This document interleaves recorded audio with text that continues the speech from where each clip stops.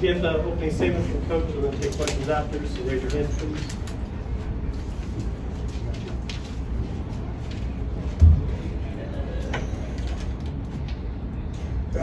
It's a good win going into Christmas. We needed a win like that. I thought for 36 minutes we played really good basketball. You know, obviously start the second half wasn't what we wanted, but I thought we responded pretty well after the poor start to the half.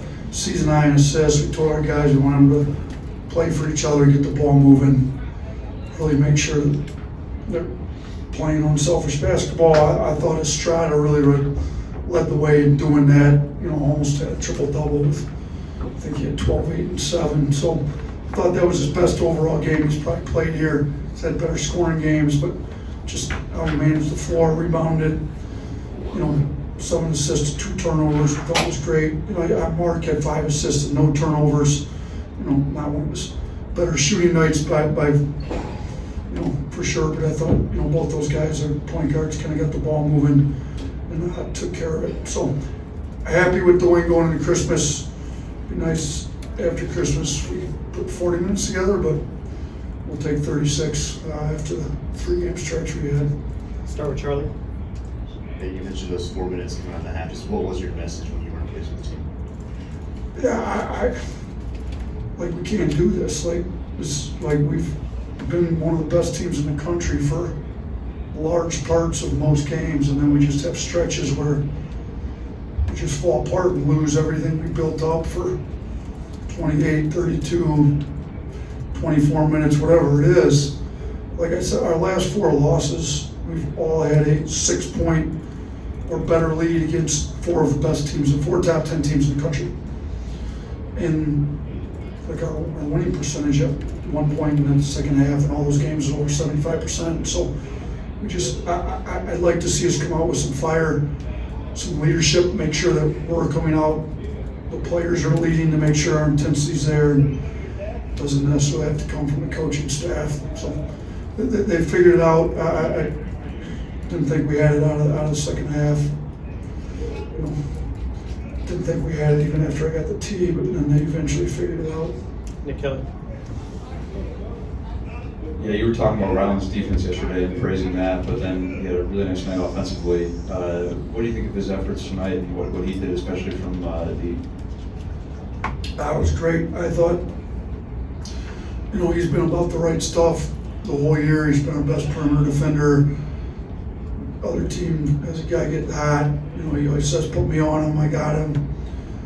You know, Moreno gets hot. Ryland did give up the 1-3, I think it was Moreno's 4-3, you know, and Ryland screwed up that one. And then after that, we tried to put Ryland on him. You know, I thought he had a really good start to the second half, Moreno, and I thought we did a pretty good job after we kind of just told Ryland quit switching.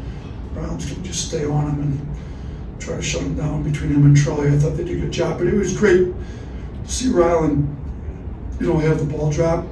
You know, we know how good he can shoot it. I think he's probably hasn't shot as well as he would have liked because we know how well he can shoot it. So that little stretch there in the first half, and we were opening things up, and he had a few straight. It was great to see him kind of get his confidence going there. Go back. How important was it for this team to have a good 3-point shooting day after the previous games where they just weren't falling? Yeah, I thought it was really important. You know, obviously Eastern Kentucky's 3-point percentage defense hasn't been good, but you still have to make them. They're not layups. You have to make the shots. They're not guaranteed to go in even if you're wide open. So I thought it was good that we had the kind of shooting night we had. I thought it was good guys that maybe hadn't made a ton in the past, like Ryland, you know, Cosby and Ryland went, you know, what a combined 9 of 15. It's nice those 2 guys who hadn't been, you know, 2 of our better shooters maybe kind of got it going. Sam had another great shooting night, even if it was on low reps. I mean, you look at the number of guys that shot 50% or better. It was Grant, who had struggled last game, goes 2 of 3, and Grant, Ryland, Reitzel, Sam, to have that many guys shoot at least 50% is nice. You got it. Teams can't just focus on Sears or just Estrada or, you know, Sam or whatever. We got a lot of other guys that can make threes too. In the middle, Simon. Davin Cosby played a really efficient 19 minutes. Is there a possibility that we see more of him down the stretch? Yeah, I mean, his issue hasn't been his shooting. We know he can shoot.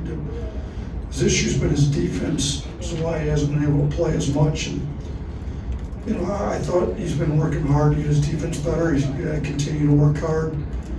You know, so we tell these guys, like, offensively, we've been the #1 offense in the country for almost 2 months now, if not over.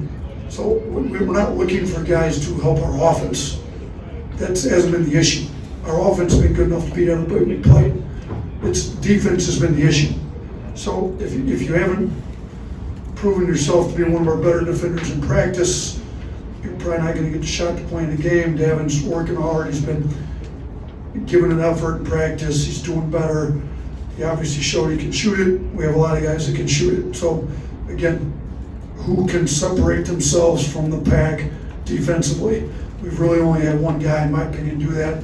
That's Rylan Griffin. So that's why, despite some poor shooting performances out of him, his minutes stay pretty consistent because he's been our best perimeter defender. Anyone else? All right, thanks, Coach. All right, you guys have a good Christmas.